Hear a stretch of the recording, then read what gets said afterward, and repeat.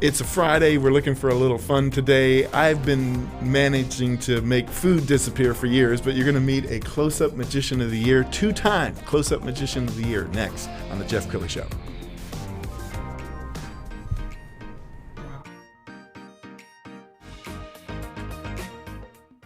Many are predicting that the worst is yet to come, which is unfortunate, said one person here.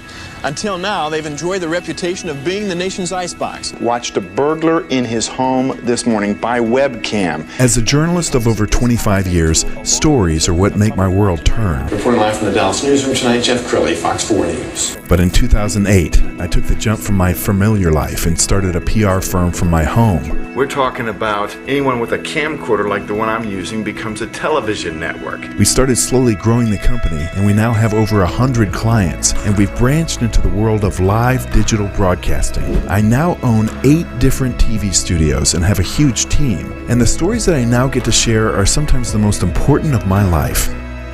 Life has a funny way of coming around full circle. This is the Jeff Crilley Show.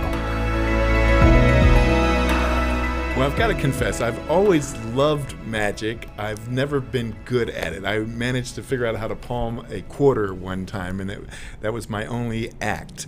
But I'm blown away because in studio today, Dave Elliott, he's the Texas Magic Man, good friend. How you doing, sir? Doing well, thank you. Very cool. We're gonna do the bump. Okay, so Dave Elliott, tell me how you got into magic. Were you a little boy when you got into magic? I'm a late bloomer. Yeah, okay. I didn't. I wanted to be a magician when I was little. I saw Doug Henning do those TV magic specials. That's live TV, and there's only 3 networks. So after Christmas, 1976, there's not a lot to watch, and so we sit around and watch Doug Henning, and he tore a newspaper up and he restored it. And I thought, oh my gosh, I want to do that. But I grew up in Levelland, Texas, where it's outside of Lubbock, right? And where you can sit on your front porch and you can watch your dog run away for 2 whole days. And there's not a lot of magicians out in West Texas. I know you're going to find that very hard to believe. And so I checked out the one library book on magic. They never got it back. That was my first trick. I made that disappear off the library. But you're so distracted with sports and everything else, and that love magic kind of went away. And then I get to college at Texas A&M, and I lived on the 4th floor of Crocker Hall, and about 4 doors down was a guy who did some really good card tricks. And I thought, man, he's really good. And so Mark Edwards, I wore him down. It only took 2 years. And he finally said, okay, I will teach you. He wanted to make sure I didn't want to just know how the tricks were done, but he also wanted to make sure that I really wanted to learn. So, and he wouldn't teach me a trick, and then he would teach me some really how to think and how the mind works, and some sleights and how to incorporate those sleights. And then the bug kind of bit. I was 21, and here we are nearly 30 years later, and I'm still shuffling cards. Well, let me tell you how Dave and I met. When I was hot and heavy out peddling my book years ago, I started to attend different magic conventions, and I fell in with the magic crowd, and Dave and I became good friends. So without further ado, let's do a couple tricks. We got a special camera for this, and all right. So you can't fool the camera. Can't fool the camera. Camera doesn't blink. No, sir. But Jeff Crilley does. Yes, sir. All the cards are different. Where is the camera? Let's see. Okay, I think it's that one. That right there. Yep. So all the cards are different, and you'll be the eyes and ears. Okay. And you see that. I'll let you shuffle if you think it's necessary. By this point, you've already been fooled because normal deck of cards, all right? Yes, sir. Everything look normal. Go ahead and just touch a card. Any card you want. Oh, you want the top? Yes. Make it easy on me. Okay, go ahead and take the top. Show the camera. I'll turn around and look away. Not that it matters. I've already seen the trick. Okay. And you just say stop, and that's where we're going to place your card, okay? Okay. Just say stop. Stop. Place your card right back on top. And mix it in. That's all right. That's a floor show. Does that look pretty fair? That look pretty fair? Is that your card? That's not your card. Is that your card? No. So it's not on top, it's not on bottom. It's probably on the floor. No. Do you see what just happened there? Mm-mm. What was your card? The 4 of hearts. It comes to the top. Yes, sir. Oh my goodness. top. No, I want you to see it. Okay. I want you to actually see it come to. I've dropped some cards. That was a distraction. So Fooled if again. I put a bend in your card, Yep. and I place that bent card towards the bottom of the deck, watch carefully. Wow. It'll pop. There you go. Check it out. That is amazing. That is amazing. Okay, let me talk a little bit more magic with you before we do Okay. another trick. I'm impressed with close-up magic because Yeah. I think people, you can go to Vegas and Yeah. see the big show, but close-up magic, I mean, that's hard to pull off, isn't it? I like it. It's intimate. You Yeah. get to develop a relationship with the people. And I do close-up and parlor, maybe up to 40 or 50 people. I developed a one-man show, and I performed it. It's called Sinners and Saints. And it's really made for about 40 people. And there's a reason I did that, and we can get into that later. But when I started magic, I didn't want to, I had to make a decision at one point that I want to make a living at magic. And I didn't want that because there was a 2-week stint at Christmas where I did like 14 shows. Wow. And at the end of those 2 weeks, I hated magic. I'm like, holy cow, I don't want to do this for a living. That was rough. And so magic makes a great hobby. But I didn't want to be thought as a hobbyist. I wanted to be thought as someone who performed at a level. There's a friend, Gene Anderson, calls them part-time pros. They don't make a living at it, but they're at the level they could if they wanted Well, to. tell me about the pandemic and how that has affected your business. Oh, so I don't do this for a living. I sell commercial air conditioning. We own a rep firm here. So being in air conditioning in Texas, that's like shooting fish in a barrel. You're going to need air conditioning where we're always one of those not expendable companies, right? So we never really missed a day. Now we saw a revenue dip.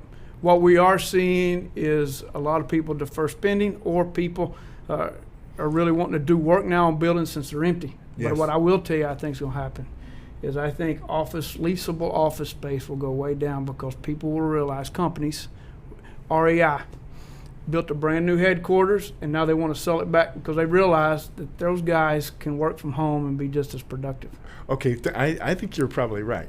Tell me this: your magic acts, have they disappeared? I mean, are you able to perform? Oh yeah, no, and I performed when people would call, and I would say yes. And the nice thing is I could take gigs if I wanted them.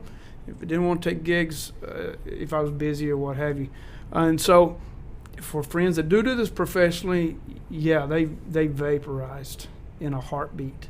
I have some really good friends who work cruise ships, and as you know, cruise ships are not cruising. Yes. Well, let me tell the audience a little bit about the magic community, because one of the big international conventions I got a chance to speak at, thanks to Dave, who got me invited, was a few years ago, and we're going to roll that tape now. Are you close enough? Can you see? Can you see the coin go from here to here? In slow motion, it's boring, but at full speed, it's exciting. Believe it or not, the most magical place in the world this weekend just might be the Sheraton Hotel in downtown Dallas. You can see we have a deck that's all mixed up and all red back. Magical because the International Brotherhood of Magicians are holding their annual conference here. And by conference, we mean one giant magic show and magic shop. Have you seen the Ghost Catcher? You can see he's already working right now. But in addition to things to buy, there are magic classes. Pound that right in there just like that, and then you pound her down a little deeper, get her all the way down there. Like this one on pounding a nail into your nose, led by longtime sideshow performer and former Ringling Brothers clown, Terry DeVolt.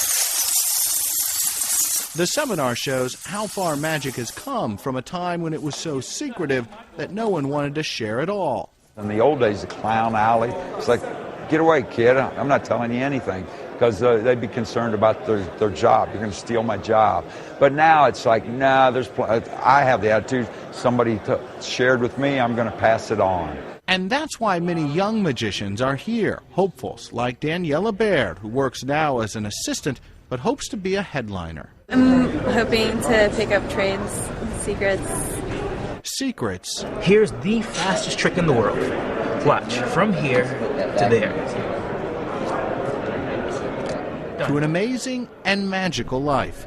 Rich Matthews, Associated Press, Dallas. Wow, that is cool. Do you ever get tired of hanging around other magicians? Is it fun? No, it's always fun. And you've developed some of the best friends in the world. In fact, I got a Zoom meeting with a couple of guys down in Austin, 7 o'clock tonight.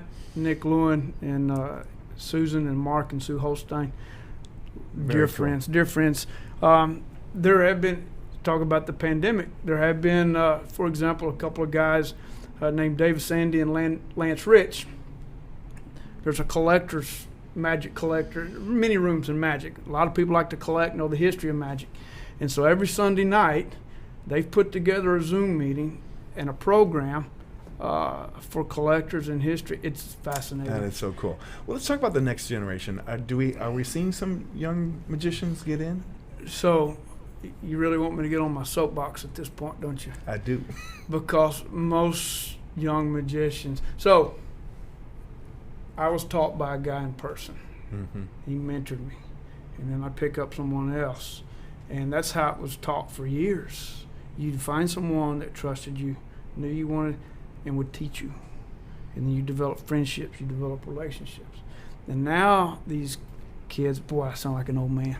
These kids nowadays, they learn on YouTube, or they don't have to leave their mama's basement and get out of their pajamas, and there's no relationship there. Yes. And, so they're not plugged into the magician community. No, and what we're seeing is conventions are dwindling. 2000, Dallas, 2000. Texas Association of Magicians had over 1,000 members, convention years. Now we hope to get 250. No kidding. That's sad. That's sad because the relationships are that's where you really learn the secret. Right. You really can't learn in your mama's basement. You learn some technique, you can learn some tricks, but there's not tricks to learn. Here's a good trick. If you do silk magic, and I learned this from a guy, right? If you do silk magic and your silks, this is what they did in vaudeville. So I hear your silks are all wrinkled up. A trick to get them unwrinkled: wet them and place them flat on the mirror in the bathroom, and they will dry and be wrinkle free. That's what I learned that through a guy who taught me that, and now, when are you gonna learn that kind of stuff? They're not teaching that on YouTube. Okay. No, nobody cares. Right, how do you make your silks wrinkle free? Have your mama iron them. All right, Dave, we're almost out of time, so let's end with one more trick. Okay, I want you to take your card here. Yep. And I want you to go ahead and take this marker and sign it right here. Is this an exploding pen? No.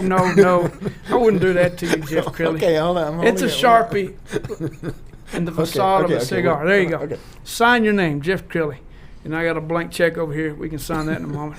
All right. Everything look good? Looks good. Copacetic? Yes, it's sir. a big word for a West Texas boy. Yes, sir. We're just making sure everybody sees. Everybody sees it. Okay. All right, we take that card, and I place it in the middle of the deck. Now, we know what happens. Now, first of all, this is my card, okay? Yep. You got it? Yep. And we know what happens when I riffle the deck. What happens? It comes to the top. top. Your card comes to the top. Yes, sir. See It that? did. It did. Hang on. So, hang on. Hold out your hands. Okay. Hang on tightly to this. Now, this is not your card. It turns into my card. Right. So what I'll do is I'll reach in and grab your card. And now I will make the deck vanish. Hold tight. The deck of cards will vanish. Done. You look skeptical. I do. I'll bet you. You never bet a cheating card man. Okay. Cards are gone. Oh my goodness. That's a showstopper. Hey, that's amazing. That is amazing. Dave Elliott, the great, Texas Magic Man. Thank you very much. We're gonna put his website up to close out the segment. TexasMagicMan.com is the website. The great Dave Elliott. Thank you so much for coming on the show. Thank you. That was awesome. And that's it for now. We'll see you guys next time.